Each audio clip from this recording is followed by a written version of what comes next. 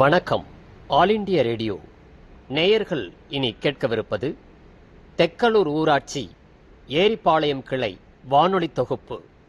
பாசங்கள் நேசங்கள் ஏதுமே இன்றி வாழ்ந்திடும் வாழ்க்கையோ வாழ்க்கை இல்லை. பிரிந்தே நாம் வாழ்கின்ற போதிலும் நினைவுகள் நம்மை சேர்த்து